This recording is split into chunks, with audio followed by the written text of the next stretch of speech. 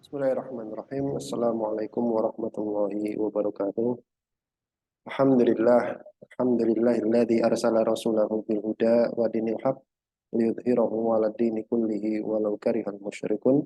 Asyhadu an la ilaha illallah wahdahu la syarikalah wa asyhadu anna Muhammadan abduhu wa rasuluh. Allahumma shalli wa sallim wa barik ala sayyidina Muhammadin wa ala alihi wa ashabihi wa man tabi'ahum bi ihsanin ila yaumiddin. Allahumma inna nas'aluka 'ilman nafi'a wa rizqan thayyiba wa 'amalan mutaqabbala, amma ba'd.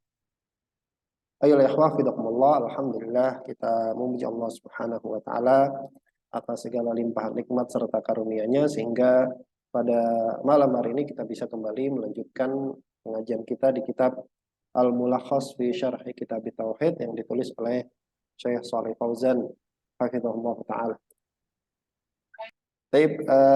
Terakhir kita masih di pembahasan tentang hadis dari Rasulullah Muhammad SAW. Maksudnya Rasulullah Muhammad SAW menyampaikan tentang hadis qudsi, yaitu Allah Subhanahu wa taala berfirman, "Ya bani Adam, wahai anak Adam, lau ataitani, seandainya kamu menjumpaiku," kata Allah, "biqrabil ardi khotoya, dengan sepenuh bumi dosa.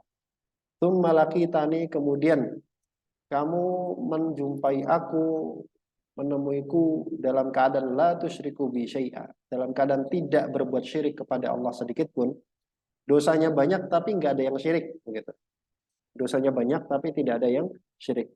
La taituka, maka aku akan berikan kepadamu biqrabiha, sebesar itu pula maghfiratan. Itu apa? Ampunan. Kita lihat makna dari hadis ini. Kata beliau, al-makna al-ijmaliyu lil hadis. Makna global dari hadis ini. Kata beliau, yukhbirun nabiyyu sallallahu alaihi wasallam. Di dalam hadis ini, Nabi Muhammad sallallahu alaihi wasallam mengabarkan an rabbihi, dari Rabbnya. Berarti hadis qudsi, yang kita kenal dengan hadis qudsi. Azza wa jalla annahu, bahwasanya Allah Subhanahu wa taala yukhatibu, itu mengajak bicara ibadahu, kepada hambanya. Jadi Allah menyeru, Allah memanggil hambanya.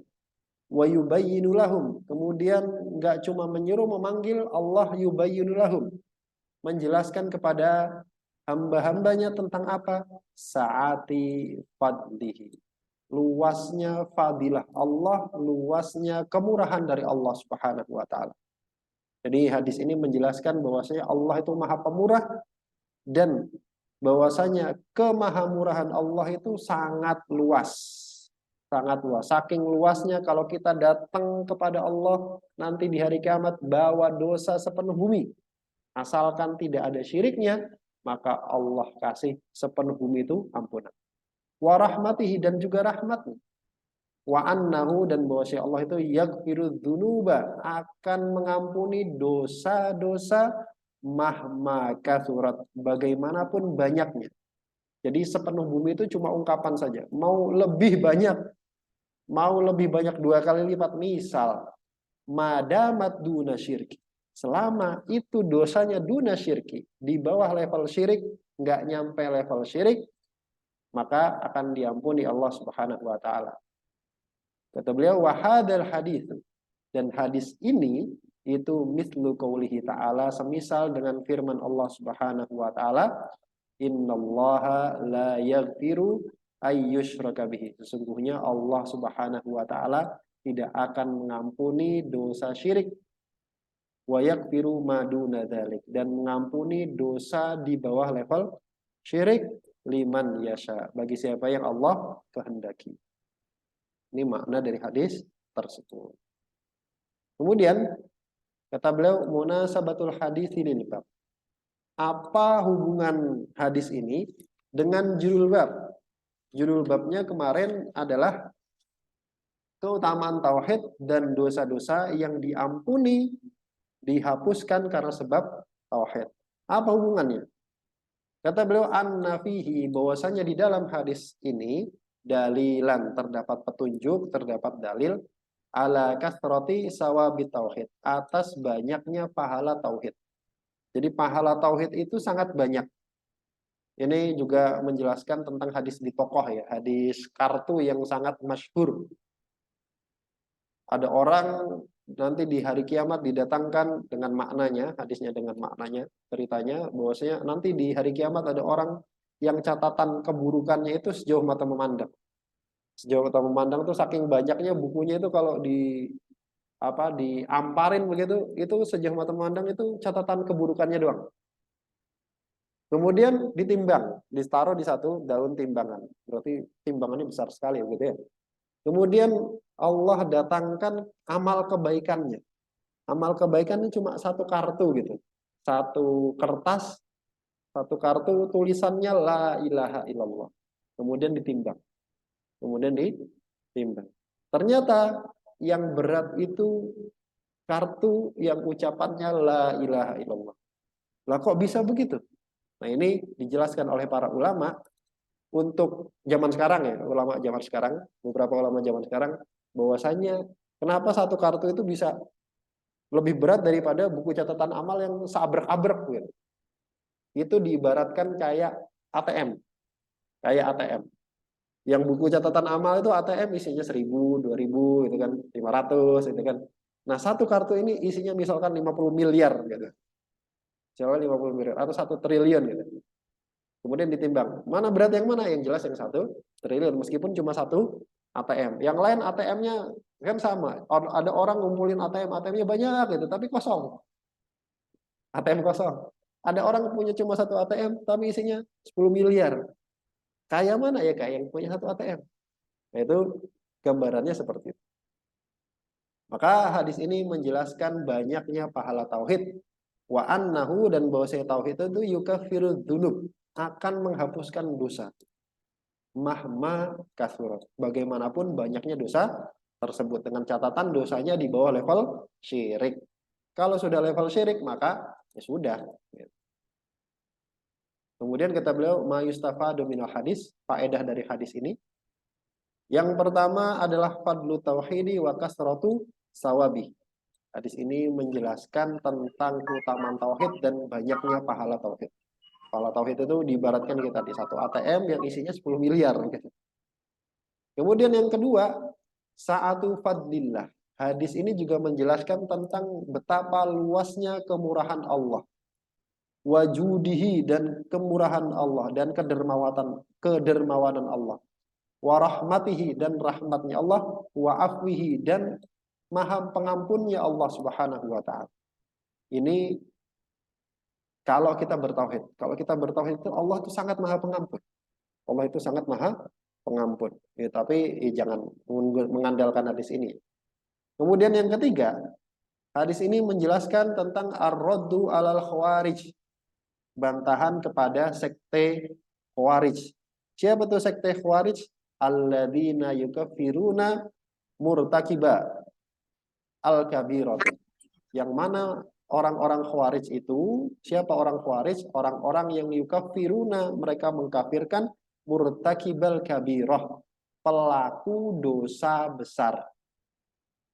Allati hiya duna syirki, yang mana itu di bawah level kesyirikan. Ini kesepakatan para ulama. Pelaku dosa besar, sebesar apapun dosanya, itu tidak sampai derajat kafir.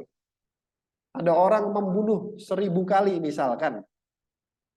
Apakah itu sampai pada derajat kafir? Jawabannya tidak. Misalkan ada orang misalkan tiap hari minum khamr.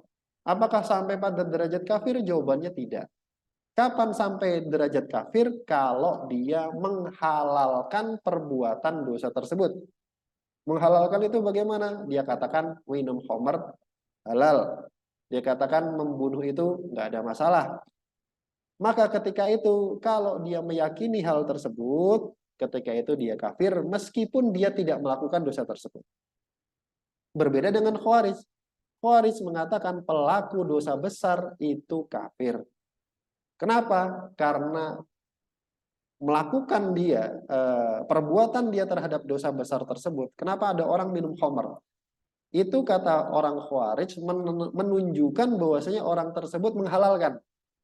Kalau tidak menganggap halal, maka dia tidak akan melakukan. Itu argumennya orang Khawarij. Jadi menurut orang Khawarij, kalau ada orang melakukan dosa besar, maka itu artinya dia menganggap itu halal. Ini namanya talazum, ini namanya konsekuensi begitu kan.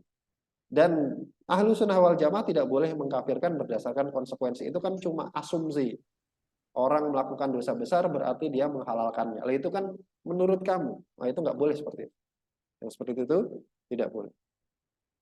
Jadi sedangkan ahlu sunnah wal jamaah mengkafirkan pelaku kekafiran. Itu ahlu sunnah wal jamaah. Kalau pelaku dosa besar tidak. Kemudian yang keempat, hadis ini menunjukkan isbatul kalami lillahi azza wa jalla ala ma yaliku bijalalihi. Hadis ini menunjukkan tetapnya sifat kalam, sifat berbicara bagi Allah Subhanahu wa taala atas yang layak bagi kemuliaan Allah Subhanahu wa taala. Jadi Allah berbicara secara hakiki dengan suara dan huruf, dan bisa didengar. Bukan kalam nafsi, bukan telepati, tapi betul-betul kalam. Kemudian yang kelima, bayanun limakna la ilaha illallah. Hadis ini menunjukkan makna penjelasan makna la ilaha illallah. Itu apa? Di belakangnya tadi. Wa annahu tarkus syirki qalilihi wa katsiri. Bahwasanya la ilaha illallah adalah meninggalkan kesyirikan. Baik yang kecil maupun baik sedikit maupun banyak. Wala yakfi qauluha bil lisan. Dan tidak cukup ucapan la ilaha illallah itu dengan lisan tanpa diamalkan. Bagaimana mengamalkan la ilaha illallah? Menjauhi syirik dan bertauhid. Kemudian yang keenam, di antara faedah hadis tadi adalah isbatul ba'thi wal hisabi wal jaza. Tetapnya atau penetapan adanya al-ba'ts, hari kebangkitan. Jadi hari kebangkitan itu pasti ada dan benar ada. Kemudian wal hisab, adanya hari hisab, penghitungan amal. Kemudian wal jaza, hari pembalasan. Itu semua ada dan ditetapkan oleh Ahlussunnah wal Jamaah. Baik. Kemudian kita masuk pada bab yang berikutnya. Kata beliau, tsumma qala rahimahullah, babu man haqqaqa tauhida dakhalal jannata bighairi hisab. Bab man haqqaqa at-tauhida. Ini adalah bab man haqqaqa tauhid. Apa man haqqaqa tauhid? Siapa saja yang merealisasikan tauhid. Apa maksud merealisasikan tauhid? Ai khallasahu, memurnikan tauhid. Wasaffahu, membersihkan tauhid. Dimurnikan, dibersihkan dari apa? Min syawaibi syirki, dari noda-noda kesyirikan, wal bid'ah, dan bid'ah wal ma'asi, dan maksiat.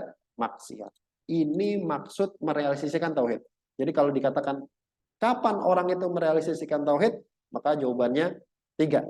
Membersihkan tauhid dari syirik, dari bid'ah, dan dari maksiat.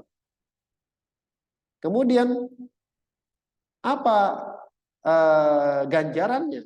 Siapa saja yang merealisasikan? Kemudian setelah merealisasikan tauhid terus apa? Kata beliau, dakhalal jannata, maka akan masuk surga bighairi hisab, tanpa hisab. Apa makna tanpa hisab? Ai la muhasabata alaih, tidak melalui perhitungan amal. Di orang itu nanti di akhirat macam-macam. Ada yang lewat perhitungan amal, ada yang tidak lewat perhitungan amal. Yang tidak lewat perhitungan amal itu 2 golongan. Orang Islam yang masuk surga tanpa hisab, masuk surga langsung, jalur VIP langsung. Yang kedua orang kafir. Orang kafir itu amalnya nggak dihitung. Dia masuk neraka langsung, Jadi orang kafir itu nggak pakai hitung-hitungan. Ngapain dihitung orang kafir kalau? Kemudian itu judul bab. Siapa saja yang merealisasikan tauhid seperti tadi, maka dia akan masuk surga tanpa hisab. Nggak usah dihitung, langsung masuk surga, VIP. Kemudian apa hubungan bab ini dengan kitab tauhid? Kata beliau, munasabatul bab li kitab tauhid. Kenapa ada bab ini dalam kitab tauhid? Kata beliau, innal musannifa, sesungguhnya penulis kitab ini, rahimahullah, lamma dzakara, tatkala beliau sudah menyebutkan di bab sebelumnya at-tauhid. Apa itu tauhid? Di bab sebelumnya sudah diceritakan tauhid itu apa sih? Kemudian yang kedua, wafadlahu, keutamaannya. Bab sebelumnya sudah diceritakan oleh penulis apa keutamaan tauhid. Maka nasabah, maka tepat sekali an yadhkuro untuk beliau sekarang menjelaskan tahqiqihi, bagaimana cara mewujudkannya, bagaimana cara merealisasikannya. Sudah tahu tauhid itu apa definisinya, kemudian sudah tahu fadilahnya, sekarang gimana cara mewujudkan? Gimana cara mewujudkannya? Kenapa? Li'annahu, karena sesungguhnya la yahsulu, tidak akan terwujud kamalu fadlihi, keutamaan atau kesempurnaan fadilah. Kesempurnaan fadilah itu nggak akan tercapai illa bikamali tahqiqihi, kecuali setelah melalui kesempurnaan perealisasian. Kita mau dapat fadilah tauhid. Gimana caranya? Harus tahu bagaimana cara mewujudkannya. Kalau mau dapat keutamaan fadilahnya, mewujudkannya juga harus sempurna, harus sempurna, begitu. Kemudian setelah itu beliau membawakan 2 ayat untuk menjelaskan bab ini. Jadi bab ini ditafsirkan dengan ayat. Beliau membawakan ayat wa qaulillahi ta'ala, firman Allah Subhanahu wa taala, inna Ibrahim, sesungguhnya Nabi Ibrahim alaihi salatu wassalam itu kana ummatan qanitatan. Bahwasanya Nabi Ibrahim alaihi salatu wassalam itu karena beliau adalah ummatan, statusnya ummah. Apa itu ummah? Apa itu umat? Nabi Ibrahim kan satu orang, kenapa disebut umat gitu kan?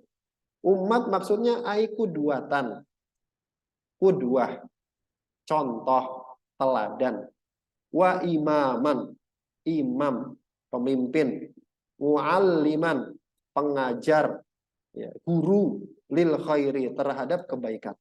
Jadi makna umat di dalam ayat ini, kenapa Nabi Ibrahim disebut umat? Maknanya adalah kuduah, suri teladan, imaman, pemimpin, mualliman, pengajar, guru terhadap kebaikan.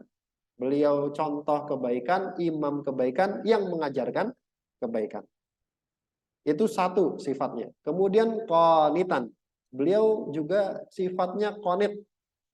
Apa itu qanitan?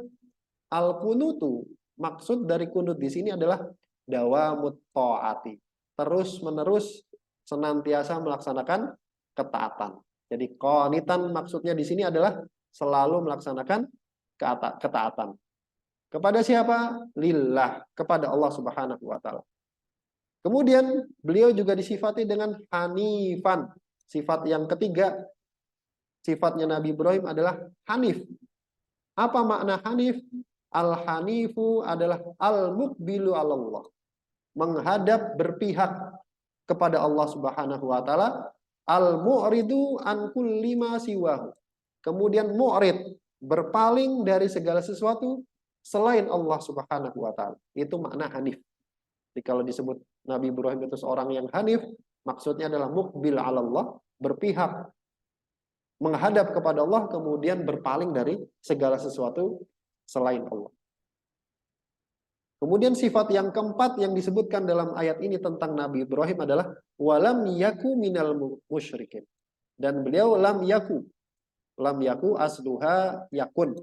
Yaku di sini itu aslinya adalah yakun. Ada nunnya. Hudhifatin nunu. Kenapa nunnya dibuang? Tahfifan, untuk meringankan. Itu tata bahasa Arab lah. Walam yaku, dan beliau bukanlah begitu minal musyrikin, termasuk orang-orang musyrik. Apa maksud beliau bukan termasuk orang musyrik? Ai qad faraqal musyrikina. Beliau sungguh telah memisahkan diri dari orang musyrik. Dengan apa memisahkan diri? Bil qalbi, dengan hati, wal lisani, dengan lisan, wal badani, dengan badan, wa ankara ma kanu alaihi, dan Nabi Ibrahim juga mengingkari praktek-praktek yang dilakukan oleh orang-orang musyrik. Itu maksud bukan termasuk orang musyrik. Itu dalil pertama atau ayat pertama yang dibawakan oleh beliau. Kemudian ayat yang kedua, di sini beliau membawakan surat Al-Mu'minun ayat ke-59. Kata Allah Subhanahu wa taala, "Walladzina hum birabbihim la yusyrikun." Dan orang-orang yang mereka birabbihim terhadap Rabb mereka la yusyrikun, tidak berbuat syirik. Ini untuk menjelaskan siapa sih orang yang merealisasikan tauhid itu. Orang yang merealisasikan tauhid itu sifatnya bagaimana? Maksudnya apa? La ya'buduna ma'hu ghairahu. Mereka tidak beribadah ma'hu bersama dengan Allah, dibarengi dengan Allah, ghairahu, pada selain Allah. Ini definisi syirik. Ini kalau ditanya, syirik itu apa sih, Mas? Ya'budu ma'hu ghairahu. Anta buddha ma'allah ghairallah. Beribadah kepada selain Allah dibarengi dengan Allah. Itu maksud dari syirik, mendua. Syirik itu mendua.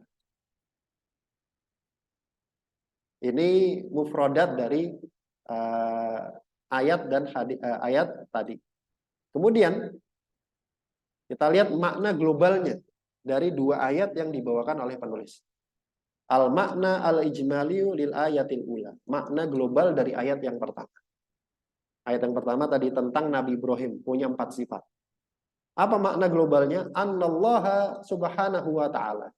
Bahwasanya Allah subhanahu wa ta'ala yasifu. Allah mensifati khalilahu, khalilnya. Khalil di sini kalau saya lebih senang menerjemahkan hamba yang sangat dicintai. Memang artinya kekasih gitu ya. Tapi kalau alhamdulillah. Kalau orang awam itu dikasih tahu, oh Nabi Ibrahim itu kekasih Allah, itu nanti pikirannya akan beda. Jadi Khalil itu kalau untuk orang awam diterjemahkan hamba yang sangat dikasih. Allah Subhanahu wa taala mensifati Khalilnya yaitu Nabi Ibrahim alaihissalatu wassalam bi arba'i sifatin, dengan 4 sifat. 4 kriteria, 4 sifatnya Nabi Ibrahim. Apa saja? As-sifatul ula, sifat yang pertama, annahu kana qudwatan. Dari kata ummat tadi. Bahwasanya beliau adalah qudwah, teladan. Fil khairi, di dalam kebaikan. Teladan di dalam kebaikan. Litakmilihi, kenapa beliau disebut teladan dalam kebaikan? Karena takmilihi, penyempurnaan beliau maqamas sobri, terhadap tingkatan kesabaran, wal yakini, dan yakin. Disebut kudwah, disebut suri teladan karena beliau sudah mencapai level sempurna dalam kesabaran dan keyakinan. Kita tahu kisahnya Nabi Ibrahim lah ya, masyhur. Kenapa beliau sangat sabar? Kenapa beliau sangat yakin? Dibakar, diusir gitu kan. Kemudian dipersekusi gitu. Dan beliau tetap sabar dan yakin. Alladaini bihima, yang mana dengan 2 kriteria tersebut, sabar dan yakin, tunalul imamatu fiddin, akan bisa diraih kepemimpinan, keimaman, panutan di dalam agama. Jadi kalau mau dipanut gitu ya, di dalam agama harus sabar dan yakin.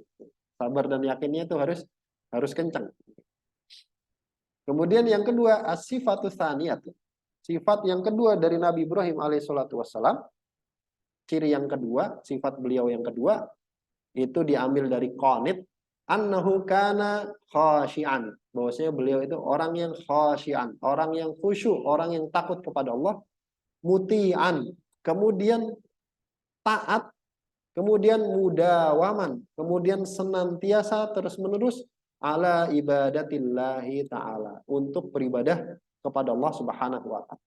Jadi sifat yang kedua, beliau itu khusyuk, taat, dan konsisten gitu. Konsisten untuk ibadah kepada Allah Subhanahu wa taala. Itu sifat yang kedua. Sifat yang ketiga, as-sifatus tsalisatu, sifat yang ketiga, annahu kana mu'ridon. Bahwasanya Nabi Ibrahim itu mu'rid, berpaling, menjauh, anisyirki, dari kesyirikan, semua jenis kesyirikan, mau kecil mau besar, beliau berpaling, beliau menjauh. Mukbilan Allahi taala. Sebaliknya beliau menuju, berpihak, mengarah kepada Allah Subhanahu wa taala. Jadi dia terus ke sana. Syirikannya di sana, Nabi Ibrahim ke sana. Nggak akan ketemu. Itu sifat yang ketiga. Beliau berpaling dari kesyirikan dan menghadap kepada Allah Subhanahu wa taala. Kemudian sifat yang keempat dari Nabi Ibrahim alaihissalatu wassalam adalah bu'duhu anisyirki. Jauhnya beliau dari kesyirikan. Beliau sangat jauh dari syirik. Nggak pernah berbuat syirik. Nggak ada sekalipun itu bau-bau syirik. Kena asapnya aja nggak begitu. Wa mufaraqatuhu lil musyrikin. Dan beliau mufaraqah, memisahkan diri. Dari siapa? Dari orang-orang musyrik. Ini tafsiran dari lam yakun minal musyrikin. Ini 4 sifat dari Nabi Ibrahim alaihissalatu wassalam. Maka dengan 4 ini beliau menjadi khalil dari Allah Subhanahu wa taala. Kemudian apa hubungan antara ayat tadi dengan judul bab? Ayatnya sudah kita baca, judul babnya sudah kita baca. Apa hubungannya? Apa korelasinya begitu? Munasabatul ayatil ula lil bab. Hubungan korelasi ayat yang pertama tentang 4 sifat Nabi Ibrahim tersebut terhadap judul bab. Kata beliau, annahu wasofa khalilahu. Bahwasanya Allah Subhanahu wa taala di dalam ayat tadi itu telah mensifati hambanya yang sangat dia kasihi bihadis sifat, dengan 4 sifat tadi. Allati yang mana hiya, 4 sifat tersebut adalah ghayatu fi tahqiqi tauhid, puncak perealisasian tauhid. Ingat tadi judul babnya, siapa saja yang merealisasikan tauhid maka balasannya masuk surga tanpa hisab dan tanpa adab. Siapa yang merealisasikan tauhid dapat ganjaran masuk surga VIP, nggak pakai hisab, nggak pakai hitung-hitungan amal, langsung jalur khusus. Bagaimana caranya? Salah satunya dengan 4 sifat kriteria yang ada pada Nabi Ibrahim. Dan itu puncaknya, puncak perealisasian tauhid itu yang 4 tadi. Waqad umirna, dan kita sungguh telah diperintahkan bil iktida'i bihi, untuk mencontoh Nabi Ibrahim. Meskipun kita nggak mungkin menyusul derajatnya Nabi Ibrahim, itu nggak mungkin lah ya. Tapi paling nggak kita diperintahkan untuk mencontoh beliau. Kita contoh. Maka kalau mau di bayangan kita gimana sih merealisasikan tauhid, lihat kriterianya Nabi Ibrahim. Lihat sifat-sifatnya Nabi Ibrahim yang 4 tadi. Di mana Allah Subhanahu wa taala suruh kita untuk berqudwah mencontoh Nabi Ibrahim dalam surat Al-Mumtahanah 4. Fi qaulihi, dalam firman Allah Subhanahu wa taala, qad kanat lakum uswatun hasanah. Sungguh telah ada bagi kalian uswatun hasanah, suri teladan yang baik. Fi Ibrahima, pada diri Nabi Ibrahim, walladzina ma'ah, dan orang-orang yang bersama Nabi Ibrahim. Ini perintah dari Allah. Ini sebenarnya kan bentuknya kabar ya. Allah cuma ngasih tahu ada suri teladan pada Nabi Ibrahim. Tapi maknanya nyuruh. Iya, itu ada suri teladan. Maksudnya apa? Kamu ikutin gitu. Bukan cuma ngasih tahu. Itu kan kadang-kadang kita juga gitu kan, sama anak, sama teman. Itu ada tempat bagus loh, maksudnya nyaranin gitu. Kemudian munasabatul ayati tsaniyati lil bab. Hubungan ayat yang kedua terhadap bab. Ayat yang kedua tadi, walladzina hum birabbihim la yusyrikun. Orang-orang yang tidak berbuat syirik terhadap Rabb-nya. Apa hubungannya dengan judul bab? Apa korelasinya? Kata beliau, annallaha ta'ala, Allah Subhanahu wa taala, wasofal mu'minina, telah mensifati orang-orang mukmin as-sabiqina, yang mendahului ilal jannah, masuk surga. Jadi Allah mensifati di dalam ayat itu, sebenarnya Allah menceritakan orang-orang yang duluan masuk surga. Orang-orang yang duluan masuk surga. Yaitu siapa? Yaitu tadi yang masuk surga tanpa hisab. Pakai jalur VIP begitu kan, nggak pakai hitung-hitungan amal. Duluan dia masuk surga. Allah sifati orang-orang tersebut bisifatin, dengan beberapa sifat. Potongan ayatnya sebenarnya ada beberapa sifat, ya, ada beberapa kriteria. A'dhamuha, dan sifat atau kriteria yang paling besar dari orang-orang yang duluan masuk surga tadi adalah ats-tsana'u 'alaihim, pujian Allah kepada mereka, bi annahum, bahwasanya orang-orang yang duluan masuk surga ini sifatnya bi rabbihim, kepada Rob mereka, la yusyrikuna syai'a, tidak pernah berbuat syirik sedikit pun. Itu cirinya. Jadi ciri-ciri as-sabiquna ilal jannah, orang-orang yang duluan masuk surga, ciri terbesarnya nggak pernah berbuat syirik. Minasyirki, berupa kesyirikan, la khofian, baik syirik yang tersembunyi, wala jalian, maupun syirik yang terang-terangan. Mau syirik terang-terangan, mau syirik tersembunyi, syirik khofi, syirik dalam hati, mau syirik besar, syirik kecil, mereka nggak pernah melakukan itu sedikit pun. Oleh karena itulah mereka dipuji oleh Allah Subhanahu wa taala, kemudian dapat ganjaran apa? Duluan masuk surga tanpa hisab. Duluan masuk surga tanpa hitung-hitungan amal. Duluan masuk surga lewat jalur VIP. Wa man kana kadzalik, dan siapa saja yang seperti itu kondisinya, yang seperti itu keadaannya, faqad balagha min tahqiqit tauhidi, maka sungguh dia telah mencapai dari perealisasikan tauhid, mencapai perealisasian tauhid an-nihayata, puncaknya. Artinya dia sudah sampai puncak dalam perealisasian tauhid. Wa dakhalal jannata, kemudian apa ganjarannya kalau sudah sampai pada puncak perealisasian tauhid, perwujudan tauhid? Dakhalal jannata, maka dia akan masuk surga bila hisabin, tanpa hisab, wala adabin, dan tanpa adab. Siapa yang nggak mau? Ada yang mau mampir neraka, ada yang mau susah-susah dihitung amalannya. Jangankan susah dihitung amalannya di hadapan Allah Subhanahu wa taala. Hisab itu sendiri sebenarnya sudah merupakan adab. Dihisab itu sendiri sudah merupakan adab. Kenapa? Karena kita kalau di masuk kantor pajak gitu kan. Kalau kita lihat pejabat-pejabat itu diperiksa gitu.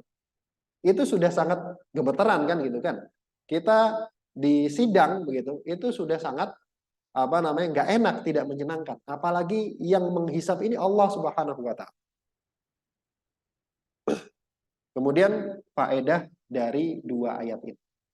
Kata beliau, ma yustafadu minal ayataini.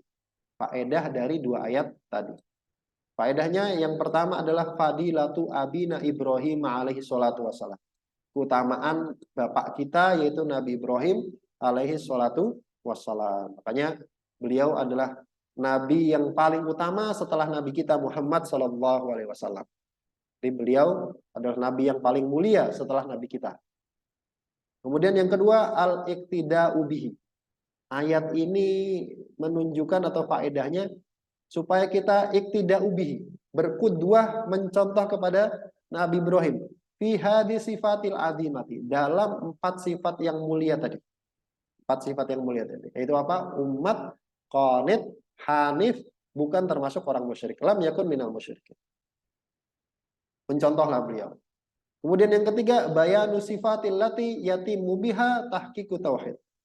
Di dalam 2 ayat ini dijelaskan juga tentang apa? Sifat, kriteria yang harus kita penuhi, allati yatimu biha, yang dengan sifat tersebut menjadi sempurna tahqiqu tauhid, perealisasian tauhid. Kita disebutkan sama Mbah penulis, Mbah Musonif, kalau kamu merealisasikan tauhid, dapat pahala apa? Masuk surga tanpa hisab. Nah, gimana caranya? Apa kriterianya? Dijelaskan. Karena kan dijelaskan. Kemudian yang keempat, wujubul ibtiadi anisyirki, wajibnya menjauh dari kesyirikan. Ayat ini memberikan faedah kepada kita, kita harus jauh-jauh dari kesyirikan. Wal musyrikin, dan orang-orang musyrik. Wal baro'ati minal musyrikin, dan berlepas diri dari orang musyrik. Berlepas diri. Kemudian yang kelima adalah wasful mu'minin. Ayat ini menunjukkan, memberikan faedah disifatinya orang mukmin. Siapa orang mukmin itu? Bitahqiqi tauhid, dengan perealisasian tauhid. Jadi kalau disebut mukmin itu siapa? Yaitu orang-orang yang merealisasikan tauhid yang mewujudkan tauhid dengan sempurna. Begitu. Wallahu taala alam bisawab. Kita cukupkan sampai di sini. Mudah-mudahan yang sedikit ini ada manfaatnya. Yang benar datangnya dari Allah Subhanahu wa taala dan Rasulnya, dan yang salah dari saya pribadi dan dari syaitan, dan saya mohon atasnya. Kita tutup dengan membaca doa kafaratul majelis. Bismillahirrahmanirrahim. Subhanakallahumma bihamdika asyhadu an la ilaha illa anta astaghfiruka wa atubu ilaik. Assalamualaikum warahmatullahi wabarakatuh. Wa jazakumullahu khairan. Barakallahu